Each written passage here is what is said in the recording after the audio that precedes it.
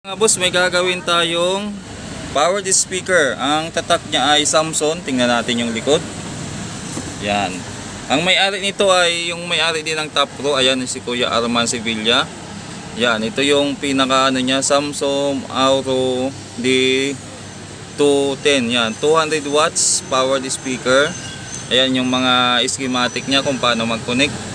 Meron siyang level meter, equalizer, bus treble, input, line out, at saka ano. So ang problema nito, power supply daw, sabi niya hindi tumutuloy. Ngayon tingnan natin. Ito yung ilaw ng power. Saksak ko muna, then on natin. Ay, wala nang power mga boss, wala nang power. So tingnan natin yung fuse dito, baka wala na. Bunutin ko muna to, check natin, kuha tayo ng pandokot. Ito mayroon akong gunting. So may fuse po yan dito.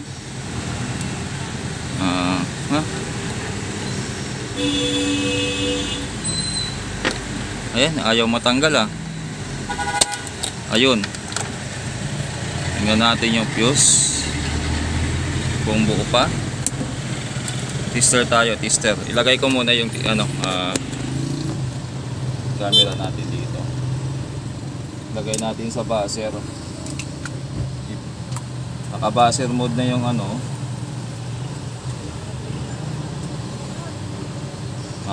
set natin. Mahina na yung battery natin. Lobat na. Palitan na tong battery yung So okay naman, kuha tayo ng analog para makita nyo yung palo. Okay. So buo pa siya mga boss. Ibalik natin to, then buksan natin. Tabi ko muna yung Okay? So balikan ko kayo, tanggalin lang natin tong laman. Nakalasan natin mga boss, ito yung pinaka board nya. Ito naman yung pinaka speaker nya. Ayan ang nakalagay dyan ay Samsung 10WR OD08. Impedance nya 8 ohms. Wala nakalagay kung ilang watts.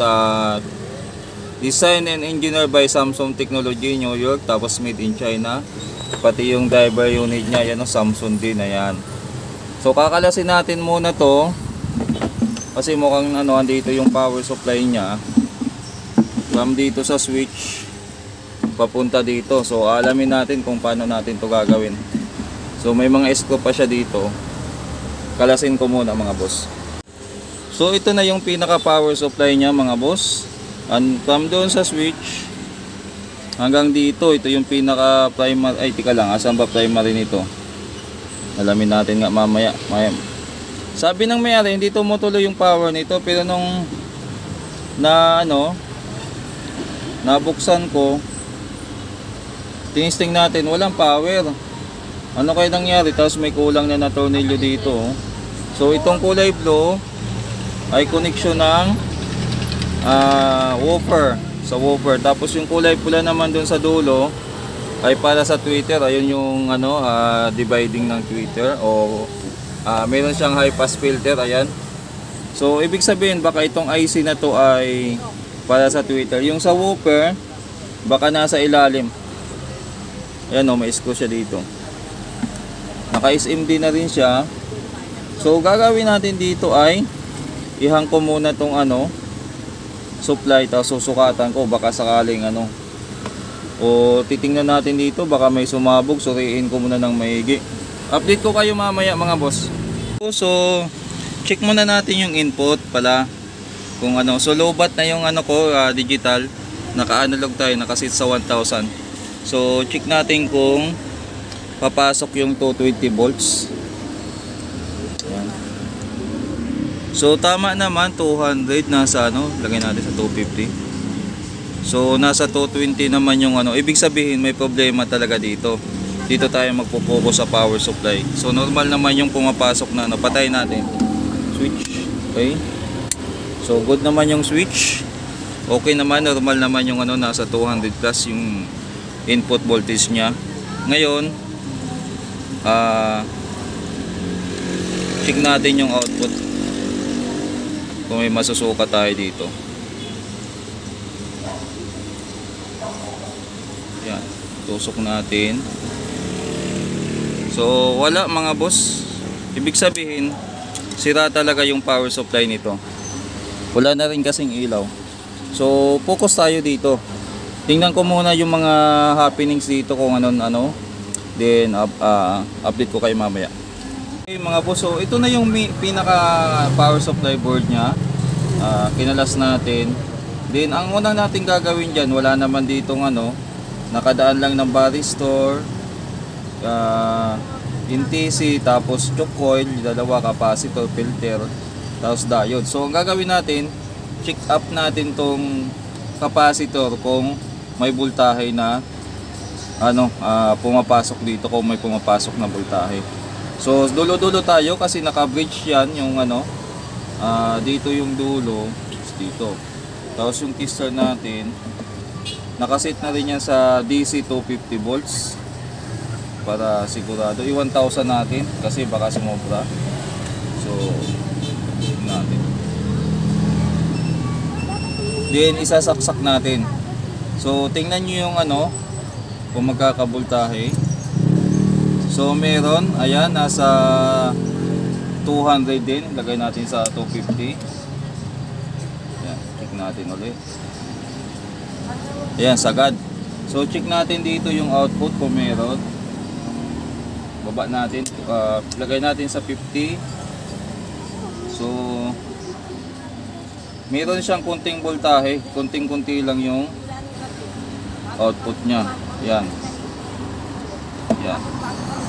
So try natin i-check yung mga capacitor kung mayroon tayong masusukat.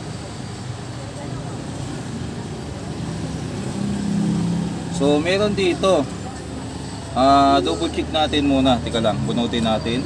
Ano yung na-injika natin dito? Capacitor, itong isa, tsaka itong dalawa. So check natin pala. Ibalik ko sa saksak kung may masukat tayo. Try nga natin yung digital natin para kita nyo yung numero, yung output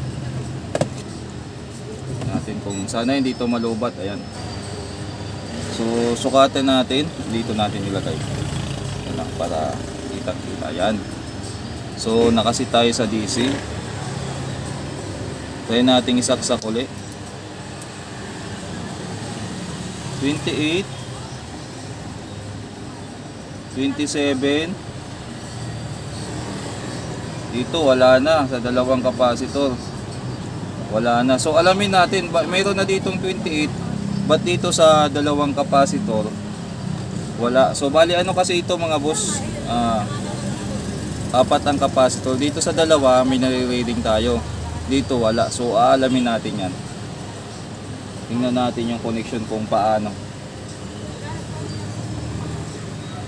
Okay, tika lang, paano ba to? So ito yung nya, coil.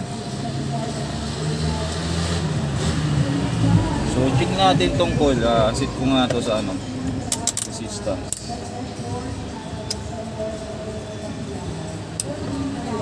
Check natin yung coil. So may dalawa ditong coil. Yan, check natin tong dalawa. Okay.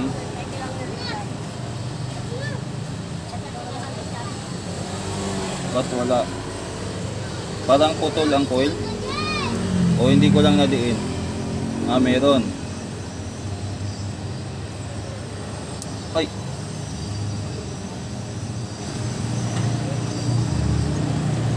So parang may tama tong isang coil mga boss. Tanggalin ko nga. May dumikit yung tester natin dito, kumislap. Parang may tama yung isang coil. Ayun, putol. Nagalaw ko, putol. Putol yung coil. So kalasin natin. Sana yan lang ang sira. Teka lang, painitin ko yung panghinang.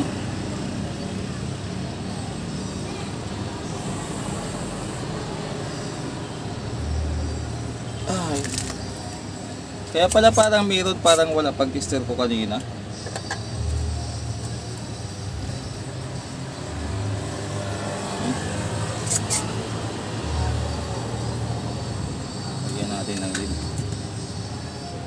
Sana dito lang nasira nito.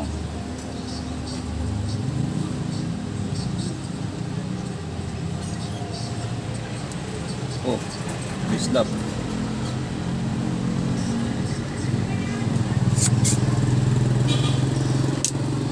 Oh, natanggal na yung ano niya.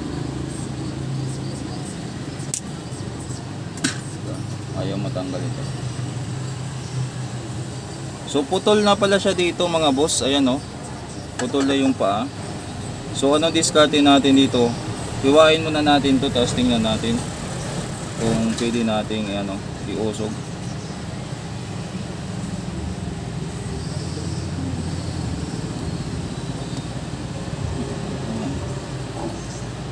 Yan, iusog na lang natin.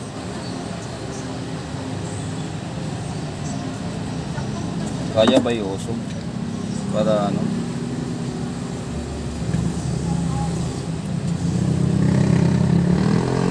Ayun. Para pwede pang i-ano. Yan. Check din natin yung isa. Kung okay pa. Baka putol na rin to.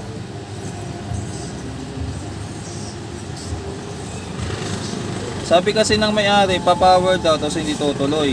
Baka dito ang problema niya. Madalang lang ako maka-encounter na nasisira yung coil.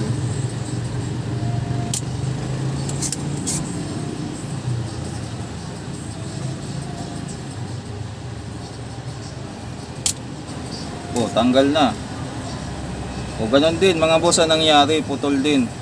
So gagawin ko dito ay ihata ko siya katulad nito, tapos lagyan ko ng rugby o pandikit yung ano. Putol yung dulo eh. Putol lang dulo. Yun ata ang pinaka problema nito. Ayan oh. Naputol. So nangyari ayan. Naputol siya. So diskartehan ko na lang to. Tapos kuha ko ng ano, initin ko ulit ng ano, panibagong ano. Kasi hiwain ko na lang to.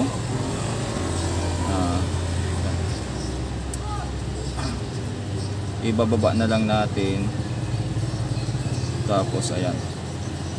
Tapos kuha na ako ng shrinkable tube, tapos ikabit ko ulit. Yun lang, tika lang, hanapan ko lang ng shrinkable tube to mga boss. Pag naikabit na mamaya, testing tayo. So saglit lang mga boss, at nilagyan ko na din ng glue yung paa, baka nagagalaw-galaw kaya naputol. So ang gagawin natin dito ay ito na yung kinalas nating ano. So tinabas ko din yung ano kasi sobra. Nilagyan natin ng panibagong shrinkable tube. Ngayon, ang gagawin natin ay dito na tayo, diretso na. Susukatan natin kung may output to. Kung may output na to, matik yan mga boss eh. Babalik na natin doon, pa-testing natin. Sana yun na nga. Baba natin yung camera. Okay, ayan. So natin. Then saksak natin. Pag may masukat tayo dito na output, dito ayos. Ibig sabihin success, yun lang ang sira. Okay.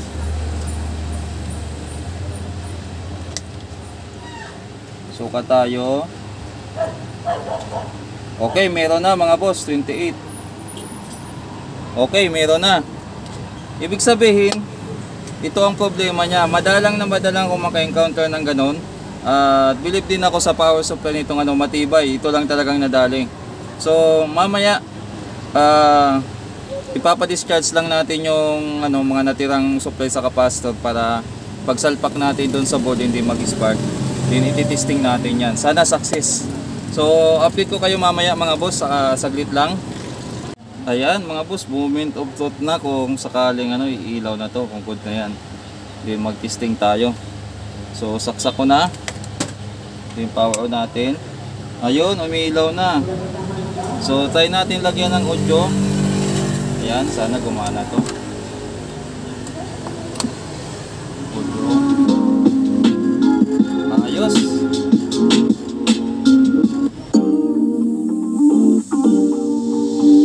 Okay mga boss.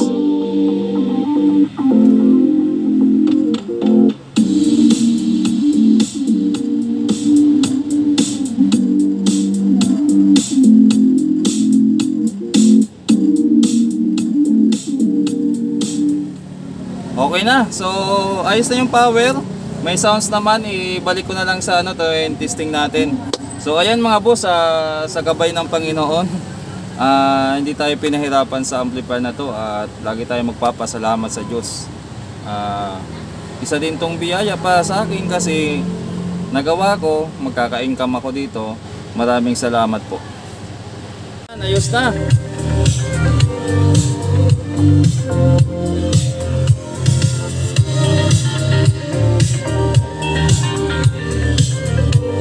So ayos na mga boss at i-chat ko na yung may-ari. Maraming salamat pala sa mga nanood at kung saan man kayong lugar nanonood, sana safe po kayo dyan at God bless po sa ating lahat. Maraming salamat ulit.